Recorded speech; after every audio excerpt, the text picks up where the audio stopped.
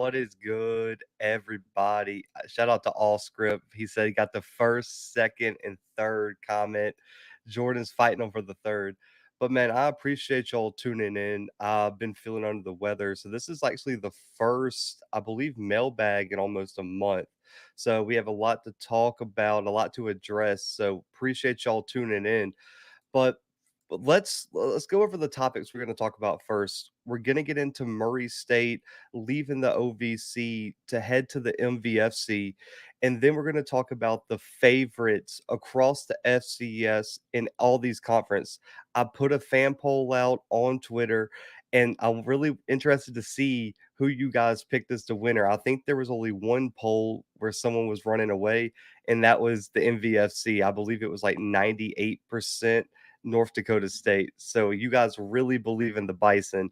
And then we're going to talk about the idea that has been thrown around about getting rid of spring games, and what would come along would be FCS versus FBS matchups. And so like Murray State would go and play Kentucky. Alabama State would play Alabama. Alabama A&M could go play Auburn, UAB, or someone like that.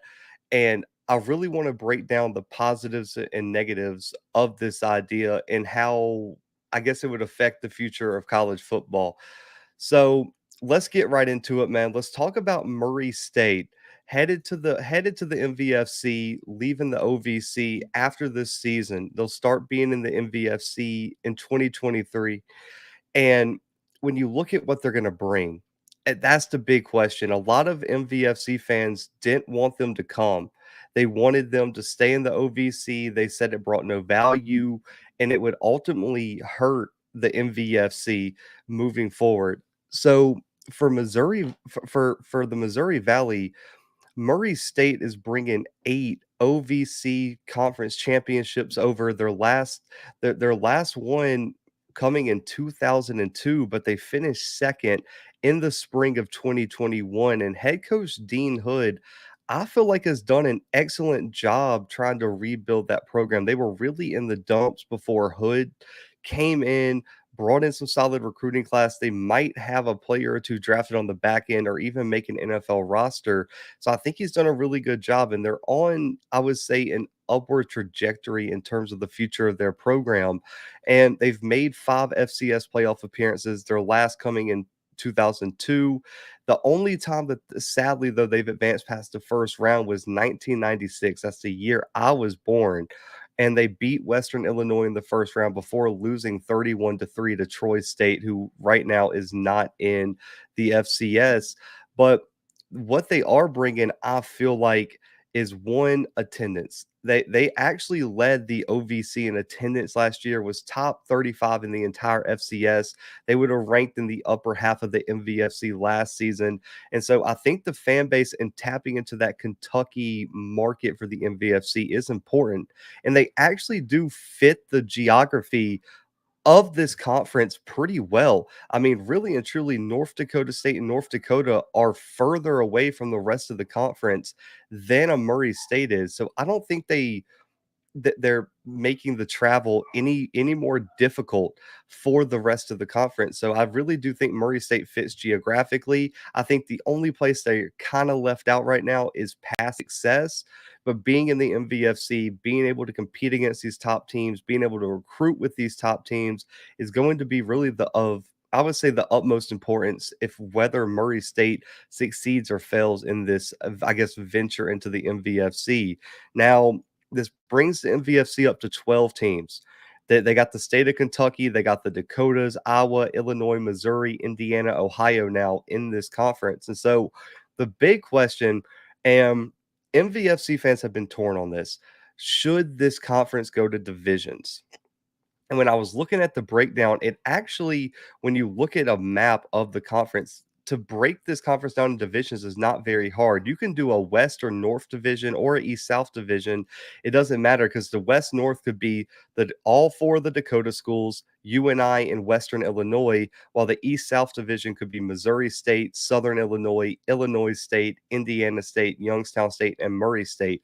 And it actually divides very, very well from there. So I think that's the big question for the MVFC now is how do you one handle a bigger conference? Are you going to go to divisions similar to what the SWAC is with 12 teams, or are you going to stay and just say whoever is the winner of this conference is the one who has the most conference wins, and you're going to kind of get into a big sky situation where you have a champion this year that didn't play some of the other top teams in the conference. So I really would like to see the MVFC move to divisions, but I know there's a lot of pushback from other MVFC teams to do that. And the other aspect of this move that I wanted to address was where does the OVC go from here? Now they've lost 4 members to conference realignment. They've lost Murray State, Jacksonville State to the FBS, Eastern Kentucky is going to the ASUN, and Austin P is also leaving. So you lost 4 members. You're left with the UT Martin, the champion last year, Southeast Missouri, Tennessee State, Tennessee Tech, and Eastern Illinois are the only remaining members right now. Now, in terms of playoff, you have the scheduling alliance or whatever that's going to be with the Big South, which is also it's in need of members. We'll just say that they added Bryant, and we'll see where they go from there. But for me, I really want to see what the OVC does. Are they going to combine with another conference? Are they going to try to take from the Southland, maybe a Southeastern Louisiana? It's really hard. That conference is really weird geographically speaking, and I don't know if they have a lot of leverage to offer some of these other teams that are in other conferences to come. So, can they hang on to a Tennessee State? Can they hang on to a SEMO who might be headed to one of those other conferences? A Tennessee Tech and Eastern Illinois, UT Martin. Are you going to be able to hang on to those teams? That's a big question mark for me moving forward. So, looking at this move, I like it for Murray State. Anytime you go up in competition in a conference, up in terms of exposure and the teams you're going to play in terms of preparing you for the FCS playoffs, which is the ultimate goal of all the conferences outside of two, I think that moving to the MVFC is good because you're going to know what you're going to have immediately. You're going to have to go play the North Dakota States, the South Dakota States, the UNIs, the Missouri States that are consistently in the playoffs and consistently winning playoff games. So I love the move for Murray State. Now, for the MVFC, I don't think it really impacts them one way or another. I think it one puts them on the positive side of the conference realignment, and no one was going to leave the MVFC anyway. But I do think it's a proactive step forward for the MVFC to, I guess, address this conference realignment appropriately. So let me get to some of y'all's comments before we move topics. Murray State's trying to compete with the big dogs. The spring game thing is a complete non-starter. Murray State ain't dunking the big boys. Other schools I won't name. OVC has like 8 teams, I think. I think the MVFC may be trying to get to 10. I looked at Murray State sets up. I think they have a great infrastructure. My boy who lives an hour from there says their fans are loyal too. Very excited for them to join. Yeah, they usually have a pretty good turnout at the games. They don't really have a lot of competition, I think, around where they are, but they do, have a solid, I guess, attendance record. I think you're going to see a few conferences go to divisions, which I love. Gives a little more to play for. I agree. I cannot stand FCS conferences that just give the title to the highest ranked team, especially if you don't play everybody. Kind of like the Big Sky. If you didn't beat everybody in that conference or everyone in your division or whatever you want to say, I really don't like you giving the title to them. So I think it does give people a little bit more to play for. They are even out the number of teams. I don't think Murray's ready. They may get beat up. MVFC is a hard hitting conference. They're probably gonna get beat up early, T, but I would imagine that they're going to adjust over the first few years. That would be my guess at least. No FCS playoff conference has division. No sense in it because there can be no championship game due to calendar. Yeah, KP. I know that's why they don't have it. I'm just saying for me, I just think it makes it a little bit less it makes it a little bit less clear on who really the best team. Like, are we sure that UC Davis or any of those teams in the Big Sky could beat a Montana or Montana State in a matchup? I don't think we could.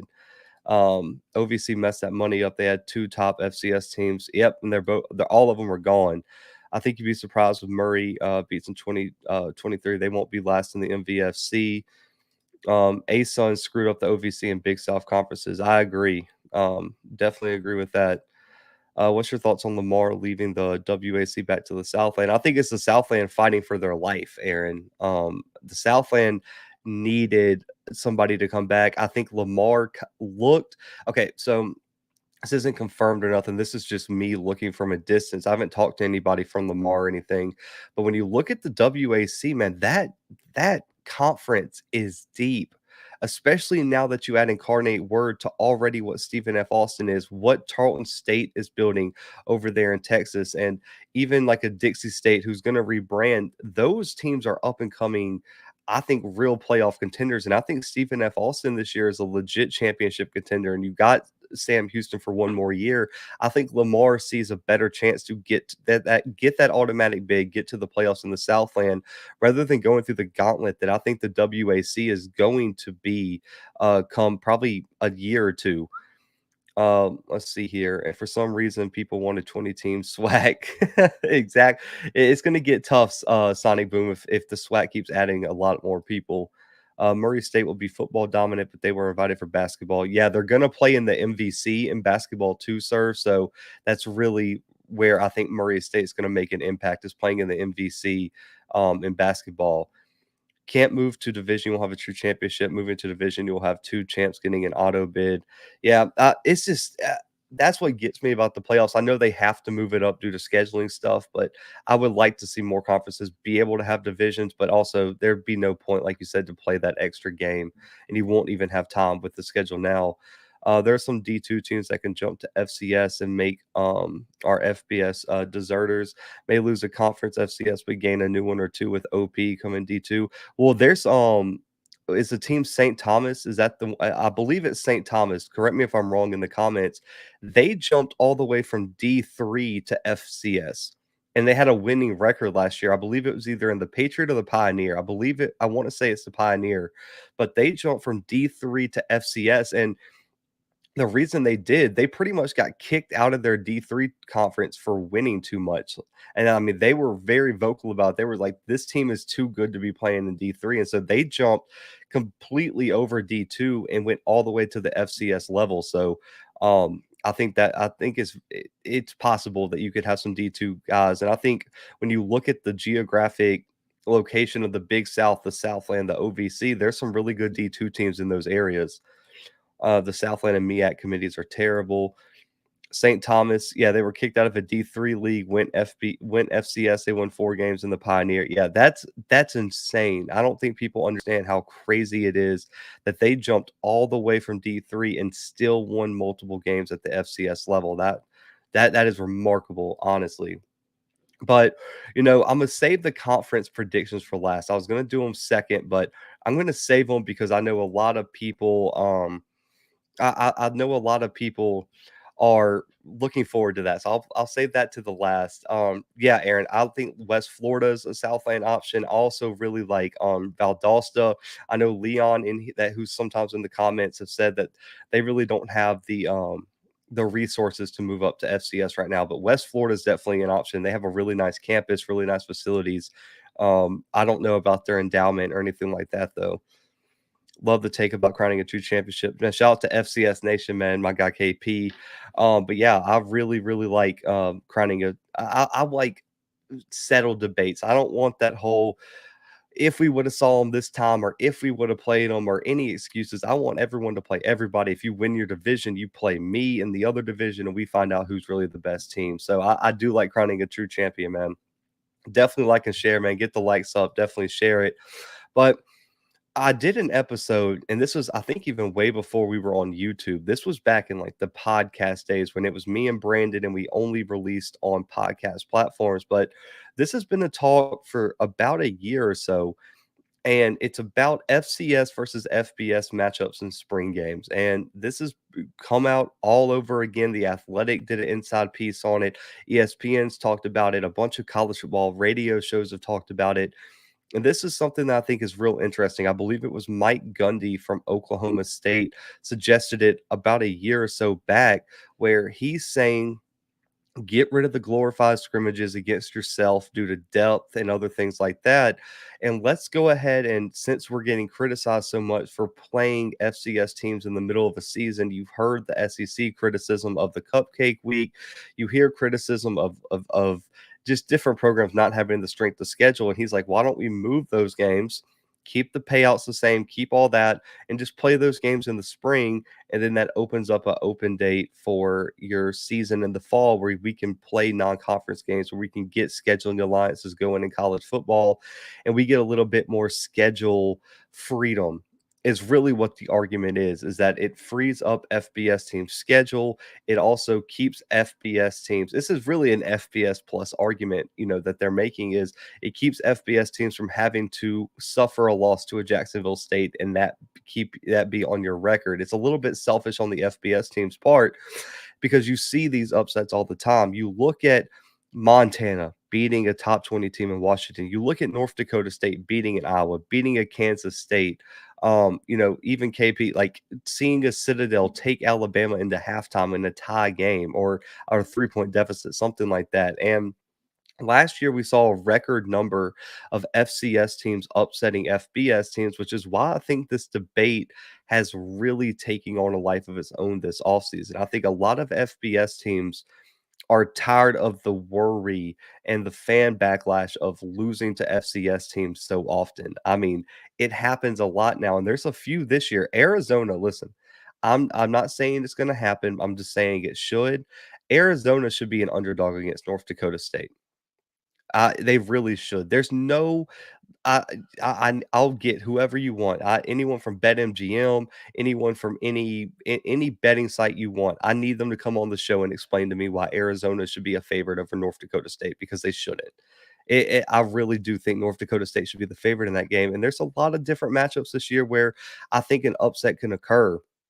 And so for me, looking at it from both perspectives now, because back when I was just an FBS guy, I thought this was a great idea because it, one, offers a little bit more competitive football because I think the FCS team would come in and try to upset regardless of when the game was played. But also for me, it would just it would make the spring game more interesting. And for FBS teams, I would love to see more Power Five versus Power Five matchups. But well, Lawrence, I think the argument is you still keep you gotta cut like a bigger check, but I think they want to keep the payouts about the same. So it'd be like Auburn paying Alabama State 600K to take a bus ride to come to Jordan Hare and do like a spring game together. And you kind of see it in the NFL where teams have joint practices and things like that, or joint spring workouts for 3 days to a week. But for me, I think one of the FCS teams, they got to work out their kinks too. I don't think FCS teams just want to look at themselves as, okay, we're just here for the FBS teams to experiment on us and figure out who wants to play, and we're going to come risk, injury. We got less scholarship players, everything like that. I don't think they also want to give the chance to go into a big environment, have a chance to play on TV on some TV because it could be on SEC Network. It can do excuse me, it can be on ACC Network. They don't want to pass that opportunity up to play in front of a big, loud crowd and put on a show in front of their fans who are looking to pull the upset. So for me, I think it's a very FBS centric idea, and those FBS teams definitely want to do it. Some of them, but I don't think a lot of FCS teams are going to jump on this bandwagon wanting to go play spring games.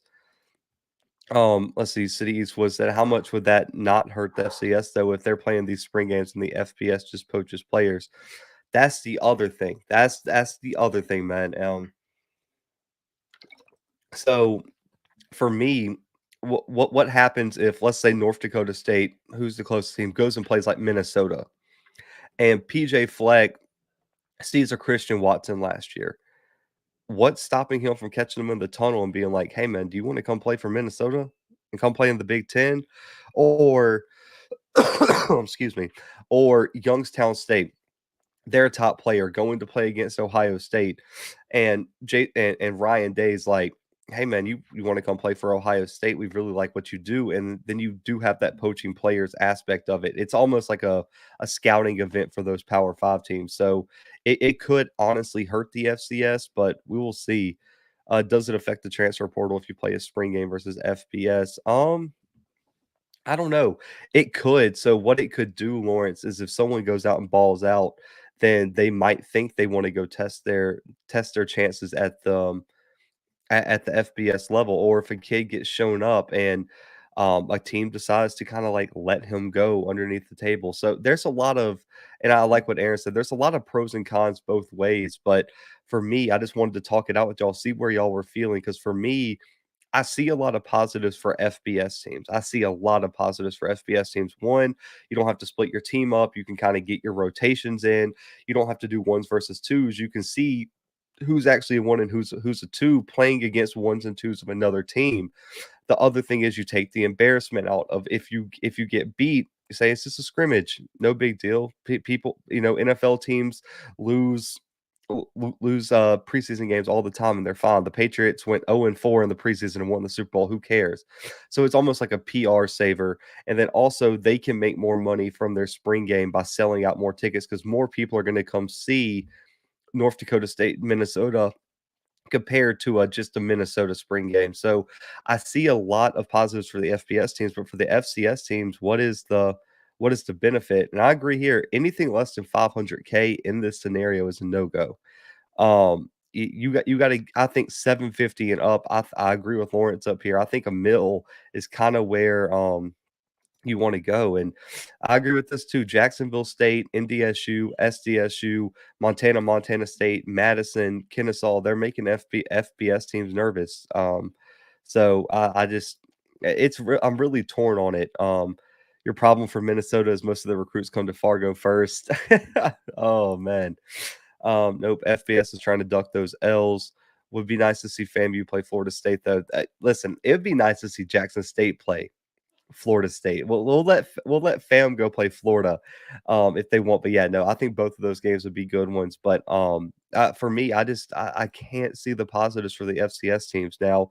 If you can, I don't know, but yeah, more FCS teams going to schedule D2 NIAA just to fill out the schedule.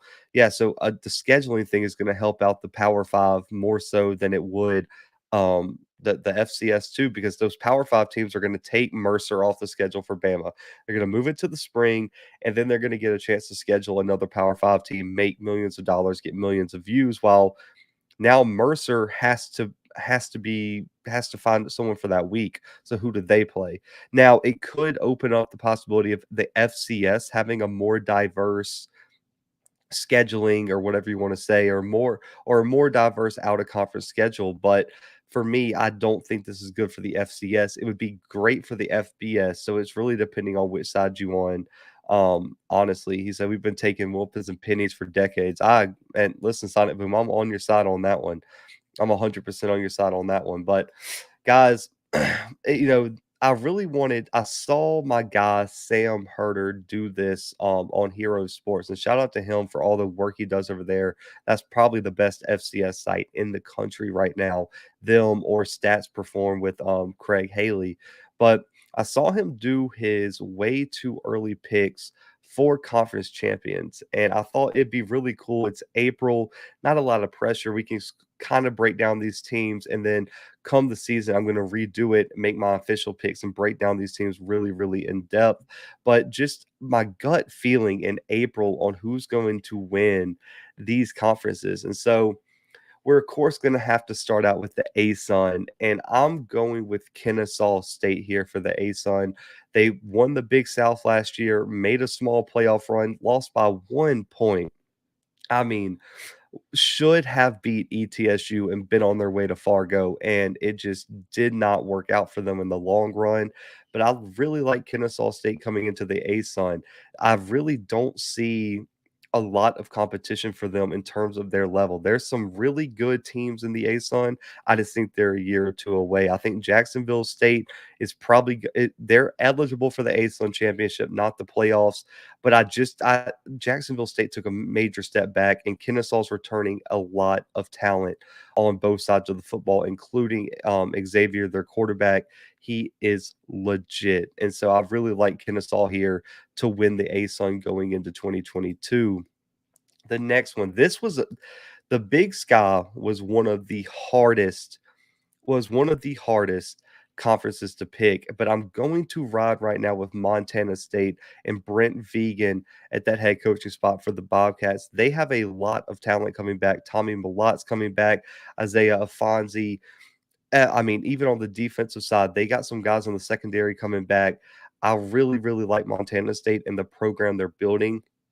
For Brett Vegan, I've interviewed Daniel Hardy. I've interviewed excuse me, Lewis Kidd on the offensive line. Brent Vegan's program is they're really it's different. He's bringing that North Dakota State work ethic, that North Dakota State program, and he's putting it in place in Montana State. I mean, they all were talking about how they practiced so differently last season, and it made an impact in that playoff run. And I really like their motivation to get back deep into the playoffs. Eastern Washington is going to lose Eric Barrier. That's a huge step back. Montana is probably going to be my second place choice right here. It's going to come down to that Montana State-Montana game. You still got UC Davis down there. You still got Sacramento State. But for me, Montana State is the team to beat right now in the Big Sky.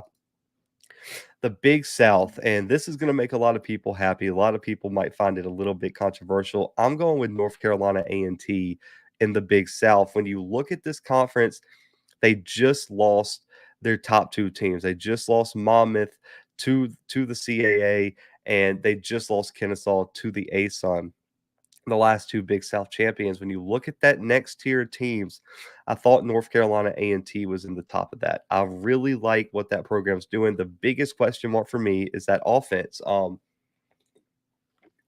When you look at the quarterback battle and how you replace Jermaine Martin, that is going to be the question mark for them. But when at my close second place team, I really wanted to pick Campbell here. Excuse me. I really wanted to pick Campbell here, but I think Campbell is 1 to 2 years away from actually winning the Big South. But I really, really like where this A&T program's going. They had some growing pains last year, but I think that defense is going to really carry them this year into the Big South, and it's really going to come down to who can win those crucial games. And I'm also interested to see how Bryant is going to do in this conference. Bryant got added late to the conference. Can they make some waves in their first year? But I really like the Aggies to win the Big South. Now for the CAA, I'm picking the boys from Delaware, man. I thought last year it really shocked a lot of people. Delaware went from in the spring being a Final Four team in the semifinals to having a losing record last year. They took not just a giant step back, they took a leap back. I mean, they jumped back as far as you can for a team who just is coming off of a damn near national championship run. And I think when you look at Kendrick Whitehead and some of the All-American players they're returning, along with James Madison being on the way out, Delaware is primed to, in my opinion, jump up and make a big impact here in the CAA. I would be shocked if Delaware doesn't finish top two. And I mean, you still have, of course, Villanova, and you still got some really good teams in the CAA, but I really, really like what the Blue Hens got. And we got Lawrence here saying he's going with William and Mary winning the CAA. They are a dark horse. They have a lot of talent too, but I'm going to take the Blue Hens here, Delaware, to win the CAA right now.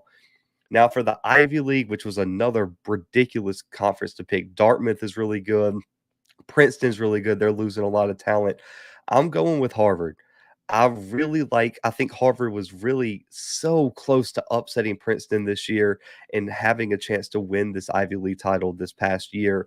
They're returning a lot of talent on the offensive side of the ball. That D-line looks really, really good from what I've been reading and watching. The secondary looks athletic. And for me, I think Princeton and their losses are going to take them out of contention for the Ivy League title. I think it's probably going to come down to Dartmouth, Princeton, and Harvard. But right now, it might be a little bit of a heart pick. I'm rocking with Harvard to win the Ivy League, but Dartmouth is going to be very strong, and Princeton is probably going to be a close third.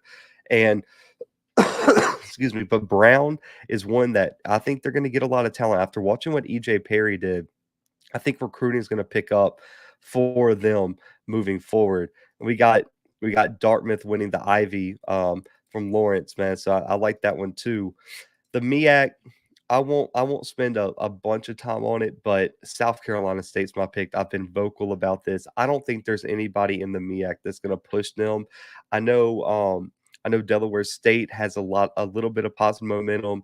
I like what Odoms is doing at Norfolk State. I just think when you look at South Carolina State and how young that team was this year, I think they are going to absolutely take a giant step forward this year. That O line was all freshmen and sophomores. They're returning a bunch of the offensive side. The biggest question mark for me, how do you replace Jacoby Durant and how do you replace Zafir Kelly? Those are the two biggest losses at the linebacker spot. How do you replace Gilchrist, who was a star at the HBCU Legacy Bowl? I like South Carolina State here, and I have Delaware State and Norfolk State falling closely behind the Bulldogs out of South Carolina State. The MVFC, listen, can we just keep it simple? It's going to be North Dakota State. North Dakota State in my opinion, should not lose a conference game this year. If they if they lose a conference game this year, we are going to have a problem. I mean, there's no excuse right now for the Bison to lose a conference game. I think the biggest question mark is probably that South Dakota State game, but they get that game in the Fargo Dome. And so North Dakota State for me, it shouldn't even be a debate. Anybody who's picking against North Dakota State has to be a fan of another school because right now, when you're looking at the return of talent on this team, it's ridiculous. I think the biggest question marks for North Dakota State are going to be the wide receivers. You just lost Christian Watson. They got some solid guys like a Zach Mathis at the wide receiver spot that's going to step up. The running back room is full, man. I mean, it's ridiculous. And then on the D line, who is going to step up on the defensive line? You lost all four starters on that defensive line. Who's going to step up and make a play, man? Tony Pierce, I really like number 90 defensive tackle. I believe Spencer Wagee opted back into the Bison. He's a multi-year starter from a few years back, had a big injury this year. So I like North Dakota State to win the MVFC this season. Now, for the NEC, I really like Sacred Heart. I'll keep it short. My God, Javin Adderley, he let me know Sacred Heart's repeating, and he said it's not even going to be a conversation. So I'm going with Sacred Heart here. They won this conference last year. They've returned a lot of the talent from that playoff run team. And so I think Sacred Heart gets out of the NEC and gets back into the FCS playoffs for the second straight year. Now, for the OVC, I'm picking the upset-minded dogs here. I know this is going to be controversial. I don't know if this will stick, but I've just had a really good feeling about the momentum that Tennessee State has on the recruiting trail. I think the one question mark is the quarterback spot. Is it going to be Shalil Garrett or is it going to be someone else that they picked up at a different time in this offseason? So I think Tennessee State has a lot of momentum. I like what Eddie George is doing. That staff is motivated. They really got on a nice roll in the middle of the season, beating Murray State and beating some of those top teams, but then they ran into a buzzsaw that was UT Martin last year. UT Martin is probably going to be the top second place team in the OVC, but I really do like Tennessee State as my dark horse pick here for the OVC champions. But it's going to come down to them and UT Martin. And I agree here. If Tennessee State's going to win the OVC, this should be their year. Now for the Patriot League, we won't spend a lot of time on this. I think this is almost for me, it's weird. This is almost such a for sure pick. I like them even. I would put all my money on Holy Cross and North Dakota State winning their conferences. I think Holy Cross, when you look at them last year, 11-2. I believe their only loss was to Harvard, and then their loss in the playoffs. But I really like Holy Cross. They're returning just a ton of talent from that team last year.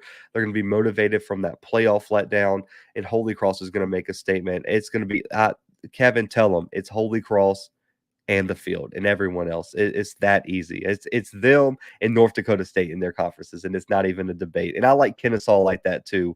Those three things are easy. They're for sure. Holy Cross is easily going to win the Patriot. There you go. Now for the Pioneer, not a lot of people are picking Davidson to repeat. I believe Sam picked St. Thomas. The D3 jump ups are still not eligible to technically win the Pioneer or make the playoffs, but I really like Davidson here and the Pioneer to repeat. I think they have a lot of offensive talent coming back. That team was just gritty. I like the attitude of the team, and I think they're just going to be able to grind out wins throughout the season. So for me, I'm picking Davidson to win the Pioneer. I like them to repeat, but I do agree. Like you said, Colgate. He Lawrence always throwing these random teams. Colgate could win the conference too, man. I'll give you Colgate. But Lawrence is picking San Diego. T likes Davidson. San Diego is going to be a good team too, man. I believe San Diego was second last year, Lawrence. Correct me if I'm wrong, but just off the top of my head, I believe San Diego was only one game back from Davidson last year. So the Pioneer is Davidson, and maybe San Diego. I'll give Lawrence that one. For the SoCon, this might surprise some people. I'm picking Mercer here. I've listen.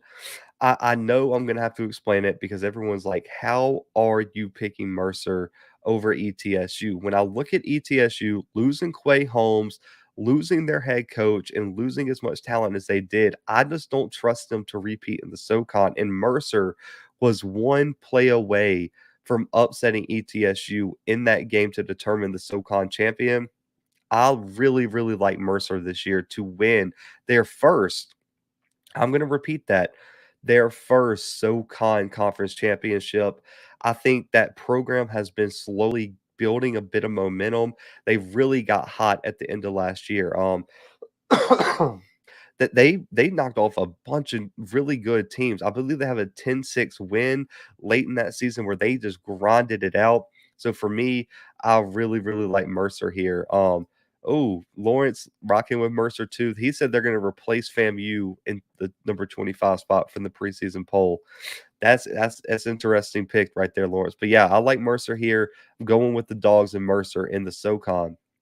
Now for the Southland. Listen, I'm going to say this too, that they're going to go into the Holy Cross, North Dakota State Kennesaw debate. I don't even think it's going to be a competition.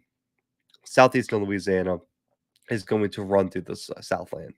I really believe that. I don't know if you guys believe that, but I absolutely believe it. Southeastern Louisiana's conference to lose. When you took Incarnate Word from the Southland, it was going to be Southeastern Louisiana. And on top of that, Nichols lost a lot of talent. I believe their quarterback even is at Incarnate Word now, who's over in the WAC. I think is Southeastern Louisiana. I love Cephas Johnson replacing Cole Kelly.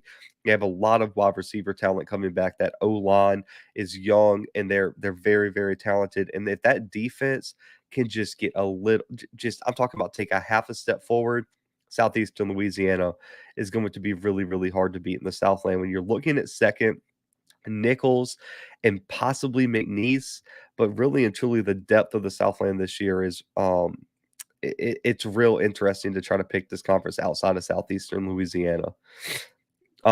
Swag, I know. Listen, I'm even wearing the FAMU hoodie. I feel so bad. I really feel really bad for this, but I gotta ride with Jackson State right now. For me, until FAMU gets their quarterback situation handled, I cannot personally pick against Jackson State in that division.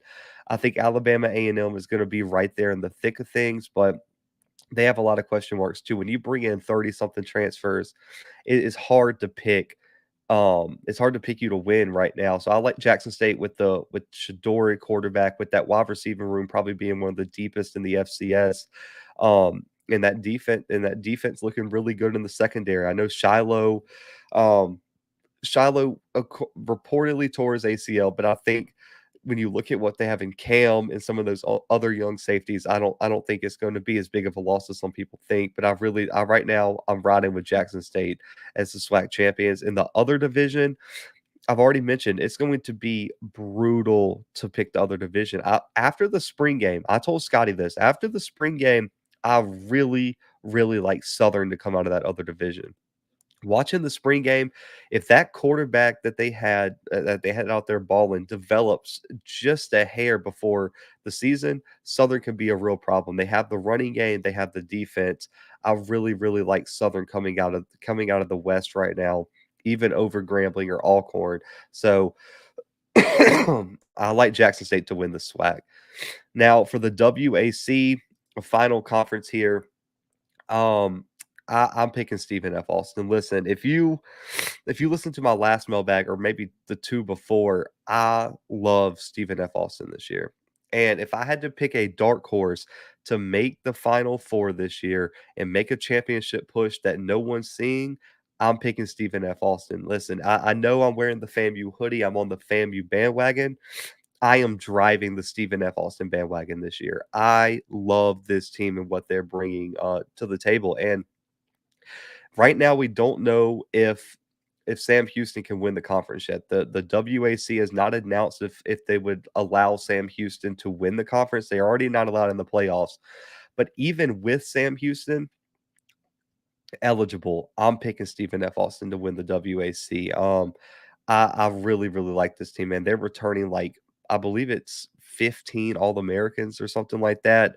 And on top of that, they have the best, and I will say it again, the best wide receiver in the FCS in Xavier Gibson. It is not even a debate. Xavier Gibson is a grown man out there playing among kids, man. That guy is built completely different. And so I think right now Stephen F. Austin is on the trajectory to really make some noise in the playoffs this year.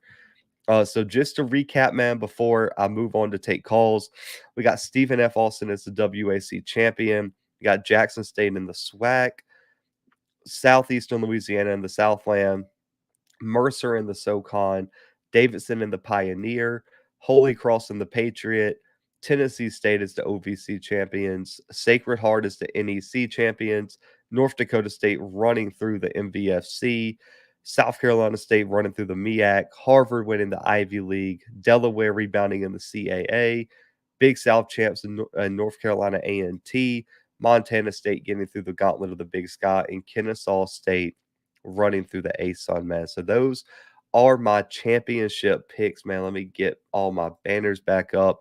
But those are my championship picks, man. Let me get back to some of these comments. Let's see. So Jackson State wins to East, Southern wins to West, Jackson State overall champs. Let's see.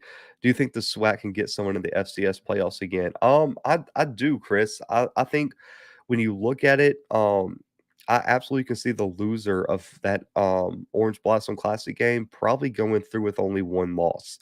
And if that can happen, if FAMU can get through with only losses to Jackson and North Carolina, they have a shot at the playoffs. And I think Southern in the spring had a really good shot of potentially making the playoffs. And so if Southern can get through their schedule, I know the strength of schedule is not there. If they can pull an upset somewhere or do something, Southern might have a chance. But for me, I think it's going to come down to probably FAMU or Jackson State to make the FCS playoffs again, Chris, unless Alabama A&M puts something together and only loses one game. But their problem is that Jackson State game is in November this time.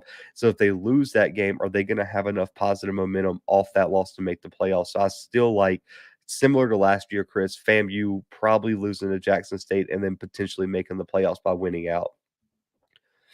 Let's see. I picked Southern last season. They failed me. Stephen F. Austin winning the WAC. How do you get a cold when it's like 70? Man, listen, I went to New Orleans and didn't wear a mask. So who knows what happened there? Man, leave me alone out here. Stephen F. Austin is loaded. Sam Houston lost to Quez Ezard and their safety. Yeah, McCollum. McCollum is the safety. Why is Sam Houston not allowed in the playoffs? They can't go to the playoffs because they declared to go to the FBS. So when you're in transition, T-Smooth, you can't play in the playoffs. So Jacksonville State's not eligible for the playoffs. If James Madison would have played out the rest of their year, they wouldn't have been eligible for the playoffs. And so that's just it's just weird NCAA rules. I don't like them. I think it's petty.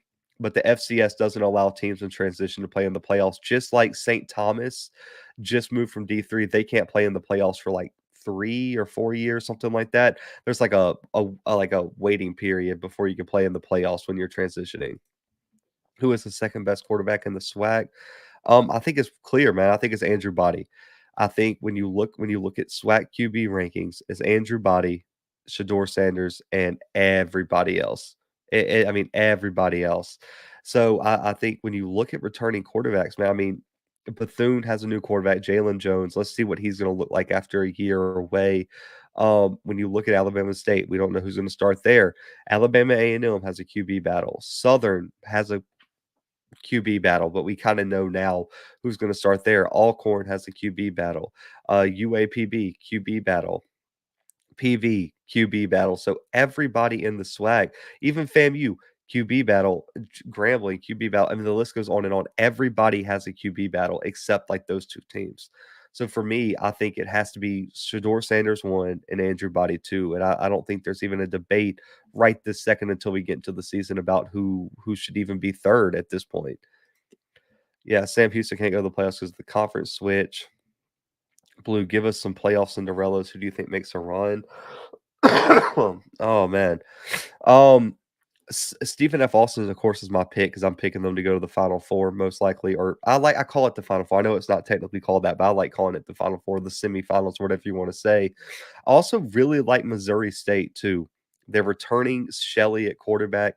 They're playing in a really tough conference. They're going to be battle tested by the time they get to the playoffs. And so I like Missouri State as well to potentially shock some people and make a run in the FCS playoffs.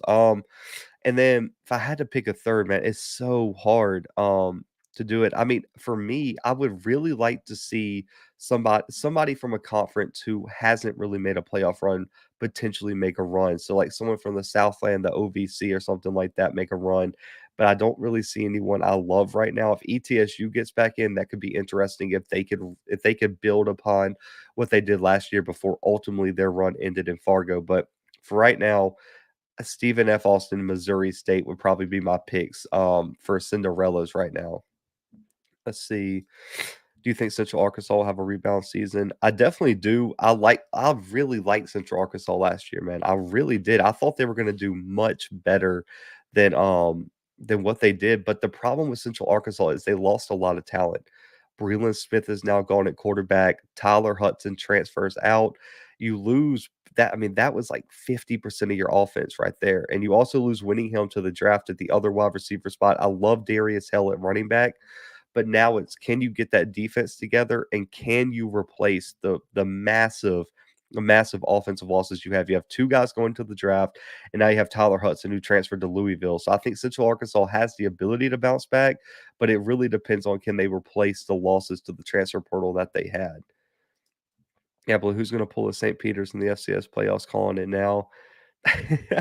Yeah, I gave y'all my picks, man, but, if I gotta pick, like, a way, like, Cinderella, I would have to think about that one, man. That would be I don't know, man. I would love to see, like, a Southeastern or Southeastern Louisiana or somebody like that make a big run, or if Tennessee State can get in, they'll make a big run. That would be like a St. Peter's type run in my opinion.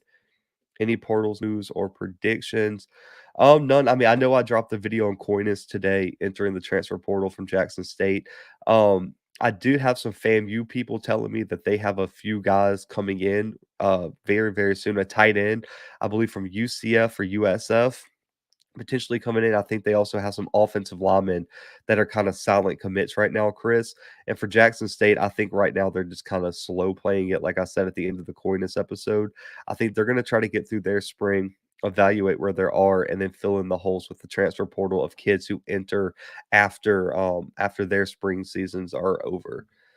Um, let's see, 2006 and 2007, NDSU was number one. Went undefeated both years and weren't eligible for the playoffs is a stupid rule. They could play, let them be in. Yeah, St. Thomas has to wait 4 years. That is ridiculous. You think Youngstown State's coming back? Man, it's going to be hard for them to come back just because of the conference they're in. But I thought they had a lot of talent last year. Just something just didn't seem to click for them, T. And for me, I'm not picking Youngstown to make a comeback this year. Maybe in the next few years, but I don't know if they're there this year, T. But they'll probably pull off an upset like they always do. But I can't see them coming in and probably making a playoff run. Let's see, SWAC needs Tennessee State to make the playoffs if they want a winnable first round. FAMU versus Tennessee State for first round, 495 miles apart. It could happen, Lawrence. I think the only downside with the swag is that Kennesaw is gonna make it, and that's in Atlanta. It's really close to FAMU. It's really close to Tennessee State. I mean, it's right in the middle of everything in Atlanta. Then you're gonna have Southeastern Louisiana make it. They're right in your area. And then what happens if, let's say, a North Alabama shocks the world and makes it, or a UT Martin or someone like that wins it, and then you have to have those type of matchups. I would be very shocked personally if Tennessee State and FAMU got matched up in the first round. I think that would cause a lot of problems. They probably wouldn't want to match up the only two HBCU schools in the playoffs together, but we'll see. That would be a hell of a first round game, man. Could you imagine Tennessee State versus FAMU and what social media and everything would make of that? It would be interesting. Will Bowden start for Grambling this year? Your thoughts, Blue? Um, listen. I'm still a Halloween fan, Kevin. I do like Noah. I thought he had some positives last year, but he was just a bit too inconsistent for me. I feel like Halloween's arm is live, and I think his ceiling is just a bit higher than what Noah's is right now. But I really don't want to. For me, I'm predicting Halloween, but if Bowden starts, I do think he has some room to improve. So we'll see. But I'm still picking Halloween there. Like and share, people, man, for sure, man. Definitely share the stream, like it if you're in here. Are you going to the JSU spring game? I'm working on it. I'm making sure I don't have to do anything. I'm kind of working on the side right now for on three. So I'm gonna try, but no word yet. But I'll let y'all know if I get that confirmed or not. Cinderella would be Georgetown. Richmond may make the playoffs. Let's see. What are the key areas you think Mercer has to achieve to get over the hump and clinch a playoff berth? One was consistency last year, Chris. They started out horribly of the season and really got hot late. So I really need to see Mercer come out and start winning the games they should. No upsets, no letdowns. They got to come out and win the games they're supposed to, and then win the games that are going to be competitive against the UT Martins, the ETSUs, whatever you want to say. But Mercer has to win the games they should. They got beat by some teams that I thought they were better than last year, and then upset some teams that I didn't think they were better than. And they got to kind of flip that this year. Win the games you're supposed to, and also I want to see if they can get a little bit more offensive consistency. I want to see if they can be just a bit more explosive on the offensive side of the ball, and that's going to be key, I think, to get over the hump and clinch a playoff berth. But first, win the games you're supposed to, man. You can't be just getting upset randomly when you're Mercer. You can't afford, like we saw the fine line between them being an at-large team and them being left out of the playoffs, and so they have to get those quad, or not really quad one wins, but like impressive wins to impress the committee. Let's see. No SWAC team wants to smoke with Kennesaw State. I think Bowie State can compete in the SWAC. Possibly. I don't know if they're going to move up. I don't know if they have the resources to move up. But for me, I do think they could probably compete in the SWAC. I don't think they would finish last, Darren. But I don't know if they. I don't think they would compete to win it. But they would probably compete for the middle of the road, middle of the pack type teams. Yeah, I don't think they want to leave D2. Kennesaw's getting a first round bye. Mercer playing South Carolina State early in my early first round game. That would be, man. I would be really shocked, Lawrence, if the MEAC got an auto bid, or not an auto bid, an at large bid. I would be very, very interested to see how that works. So who do you have winning the MEAC, Lawrence? I might have missed your comment, but who do you have winning the MEAC? And I would be man, South Carolina State getting an at large bid would be interesting. That would be huge for the MEAC and the SWAC together to both get a large bid, but we'll see on that. Let's see. It'd be great to get A&T, Tennessee State, and a SWAC runner up on the FCS playoffs. Well, you never know. I think A&T has a really, really, really good shot to win the Big South this year. Tennessee State's got to do their thing in the OVC. It's a down year, a weaker year in the OVC than it has been in the past. Tennessee State's got to make it work that way. And then the SWAC runner-up, you got to finish with your only loss. Your only loss can be to Jackson State in conference. That's it. Or Jackson State, or whoever wins your division. Whoever wins your division, that could be your only loss. You have to finish with one loss in the SWAC, and then you can lose your money game if you play someone like a UNC if you're FAMU. So the path is there, man. I don't think it's out of the realm of possibility that we can see all three teams make the playoffs this year, which would be huge. And I don't know when's the last time that ever happened either. Yeah, but we compete in the SWAC. South Carolina State not going to the playoffs. They go to the Celebration Bowl. Which FCS versus FBS game you see the FCS team winning this fall? Easy. North Dakota State over Arizona. I'm picking that all day, every day. Listen, if y'all ever take my advice on like betting, go put a bag on North Dakota State over Arizona. I don't even they North Dakota State might embarrass Arizona, especially after they lost to I forgot who they lost to, like Northern Arizona this year, and they're not even near on the level of North Dakota State. So that would be an easy pick, man. I really, really like North Dakota State over Arizona. That's the FCS FBS game that I like. Fordham will bounce back. So I'm going to be honest, Kevin. I don't know a lot about what Fordham has coming back. I'll do some research though and let you know on the next live stream. But off the top of my head, I'm not sure what Fordham has coming back right now for 2022. It's a shame to see how some of these sleeper teams do good and they lose everyone. Only because they can build into, yeah. I mean, I agree, and I think Arkansas is a perfect example. They had everybody lined up to really make a run this year, and everybody left. It was really disappointing, in my opinion. And the MEAC and SWAC both put a team in the playoffs, and they win. You imagine they finally joined, all catch the buzz. Possibly. Who do you think has more pressure to win, Campbell or JSU? Ooh.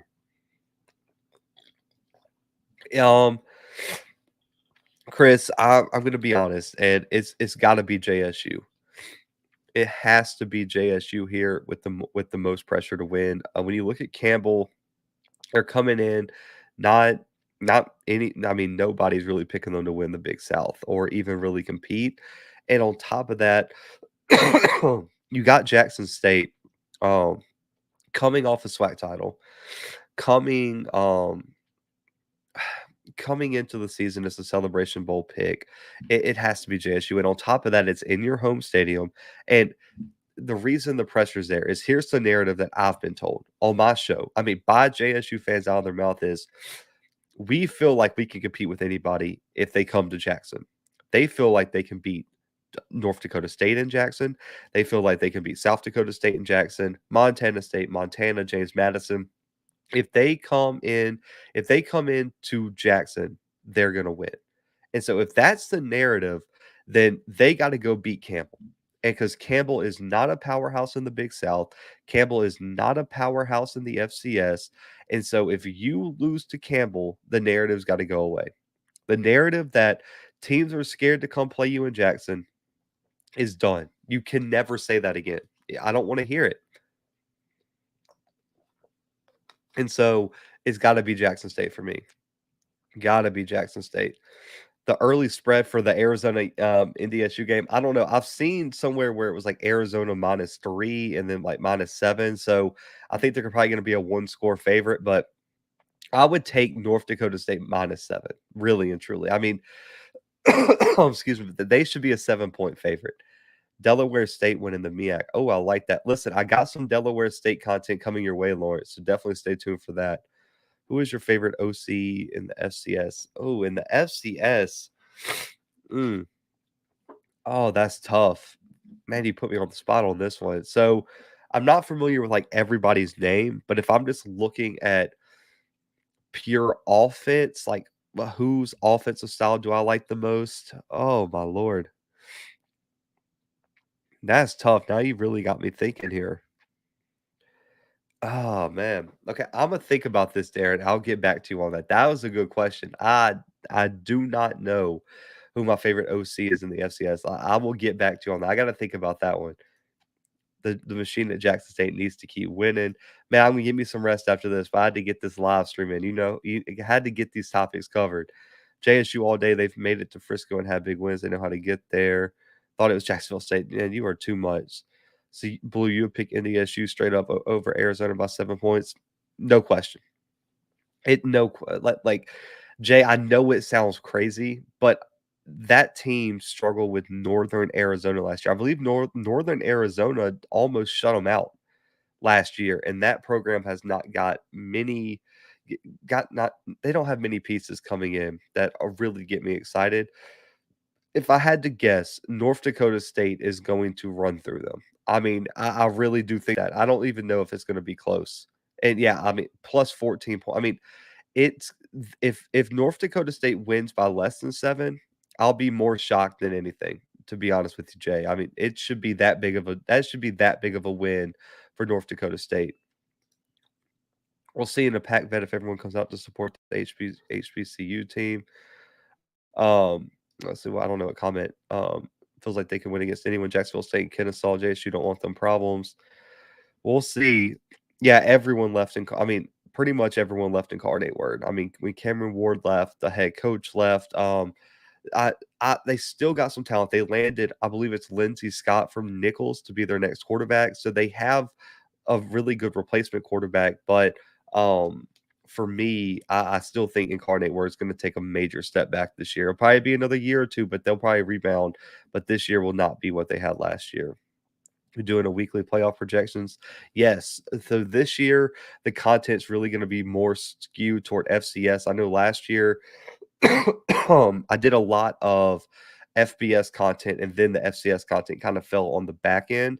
This year, it's going to be completely flipped. I'm going to be doing a lot more FCS content this year, and then some FBS content kind of thrown in to kind of keep me fresh on that. And also, I just like covering football, so I'm probably going to be doing I'm going to be doing both of those all year long. But FCS playoff predictions will probably start about, I would say, Lawrence, probably about week 4 or 5. But then I'm going to be doing my top 25 poll each week as well. I'm still trying. Listen, if y'all want to get me as a voter, I need y'all to hit up my guy Craig Haley. He is the guy who kind of controls the stats perform poll, and that's how I can vote. And he don't have his DMs open, so we just got to tag Craig Haley to the end of time to get Blue on the voters list. And so I'm trying to work my way in there, but if I don't, I'm releasing my own top 25, and no worries, we'll just do the Bluebloods FCS top 25. Do I think the QB from Eastern Washington can be drafted? I think he should be drafted. I don't know if he will, but Eric Barrier, in my opinion, is a top 10 quarterback in this draft. I'm sorry. That you cannot convince me. I'm telling you, you cannot convince me that there are 10 players better than Eric Barrier or Cole Kelly. And if you think you can, please let me know who you think who are the 10 players that are better than them at the quarterback spot.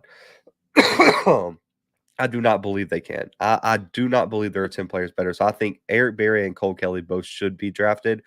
I think Cole Kelly's chances are a little bit higher than Eric's, but I can see Eric sliding in back in like the 6th, 7th round as like a waiver type guy. Like, let's take a chance on arguably one of the most accomplished FCS quarterbacks in the history of FCS football. Incarnate Word had an offense, and the wide receivers were ridiculous. I agree. They were putting up crazy numbers. I might slide over to Incarnate Word and see what's up. Based on their spring footage, they've been looking really good, but I'm still worried. Replacing Cameron Ward is so brutal, man. Really and truly, that kid's going to light up Washington State in the Pac-12. Hey, man, I appreciate you, Kevin. I definitely appreciate it. You definitely need a vote, but your own top 25 would be a great look. Get a sponsor, make it happen. Listen, we're going to make it happen. We're going to do a top 25 each week for the FCS and drop it right here. We'll do a video live show on it, and we're going to drop each week top 25. Is there a draft player ranking out there? I know there's been a few SWAC fans. Like I don't know. I think there was one made where they didn't. I think it was Pro Football Focus, if I'm not mistaken. Like, they didn't put Cole Kelly in like the top FCS prospects. Like, and they really didn't have Eric Berry either. Like, there's been no talk, man, about Eric Berry at all. I haven't seen him on a single list, anything. And I know my guy Sam Herder over at Hero Sports did a really great interview piece with Eric and talked about how he's being overlooked. But for me, it doesn't make any sense. So let's see. Let me pull up the stats for the Steve McNair Heisman year. Let's see. Because I don't remember his stats from 1994, to be honest with you. That was before I was born, by the way. Let's see. Steve McNair 1994 stats.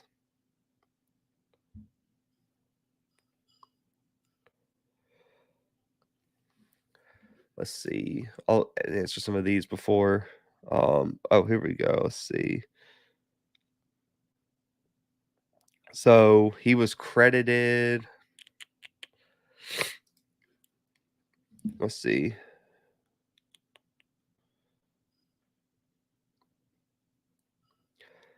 So he had 4,800 passing yards and 936 rushing yards. Um, Eric Berrier and Cole Kelly both threw for over 5,000 yards, and I believe Cole Kelly even had more rushing yards than that. Um, yeah, so I mean, really and truly, their stats are right on cue with what McNair was putting up in his Heisman campaign. So I don't know why they're not getting. I know Eric has some size issues, but it doesn't make any sense why they're not getting talked about. How do you like Tennessee State's chances against Eastern Washington? Let's see. It's gonna be tough, man, to go up there and win. I mean, when you look at Eastern Washington, um, they don't lose on the red turf often. I believe last year up when who beat them? Weber State. When Weber State beat them, I believe they had that one of the longest home winning streaks in the country. They do not lose up there often. They're going to pack it out. It's not a big stadium, but they're going to sell it out. And Tennessee State's gonna have to play good defensive football, because I know they lost Eric Berrier, but that offense returns a lot of wide receiver pieces and running back pieces along with a few O linemen as well. Tennessee State should be able to put up points, but the question mark is, can you stop them from scoring? And that's probably what's gonna determine, whether they can go up to Eastern Washington and win, but that program is solid. And I don't think it's gonna be an easy win, but I do think Tennessee State, if they win that game, Chris, I'm gonna be feeling on top of the world in my pick of the OVC, because for me, that's probably going to be I would say a top 2 one of the toughest games on Tennessee State's schedule. That and probably the Jackson State game, are gonna be the 2 toughest games. All HBCU fans, please tag Craig to invite Bluebloods on the stats only insider poll. Facts, man. I feel like I should be a voter on there, man. I feel like I can fit a lot of needs on that poll, but we'll see. It'll be coming. Shout out to Craig if you're watching. We need to get me on the poll. Cameron Ward is ridiculous. Glad he went to FBS. What's good, Craig? What's good, man? Since Tennessee State scheduled Notre Dame, do you think Jackson State will schedule FSU next fall? Probably not next fall. Jackson State already has their out of conference schedule. They got South Carolina State in the MEAC SWAC Challenge, I believe, and also ULM. So I don't think they're going to be scheduling Florida State until at least 2024 or later. Aaron just uploaded his campaign video. I just watched that Alcorn versus Grambling game in '94, crazy shootout. Now I've been catching up on like some old SWAC games. And man, I mean, I remember watching Steve McNair in the NFL, and I mean, the dude was just different. I mean, it was different. That was McNair's Heisman final this year. Eric Berrier, Cole Kelly numbers, and Cameron Ward numbers were crazy. I agree with that. After what happened against Jacksonville State, they went there. FSU is going to be playing. They're going to be playing like West Florida, man. To be honest with you, they're not playing anybody. Can Tennessee State handle the air raid and fast pace of the big squads? This question. That's what I'm saying. Listen, the defense is not there. I'll be honest. Like the Eastern Washington's defense is probably not ever going to be at that elite level, but they're going to move the football and they're going to score 35 plus points a game. Like that is what you're going to get with Eastern Washington. And so that's going to be a big test for Eddie George's defense. Let's see. Grambling State beat Alcorn in '94 during the McNair Heisman campaign. Easily one of the best. Hey man, I appreciate you, SWAC fans. Definitely appreciate it. Graham versus Arkansas State. I probably I give them like a 10% chance, Kelvin. Arkansas State's got Butch Jones, former Tennessee coach. They do their, I mean, look, they're solid, but ultimately, I still don't know if Graham, especially week one, with as many question marks as they have, as many new players they're going to be debuting. I personally don't think that Graham is going to have a great shot to beat Arkansas State this year. If it was, 2 years up down the line or something, I probably would. Blue of Bo's faith on fact. I'm telling you, man, I got it. I can handle the voting, and I'd be very transparent. Listen, I'd have a weekly episode where we break down the votes together, man. JSU's non-conference schedule is already made. Yeah, so it'd be 2025 at the earliest. Said leave FSU alone. Aaron McNair was special at Alcorn on ESPN2 almost every week in '94. What O lines have impressed you so far in the SWAC? So I'm gonna be honest.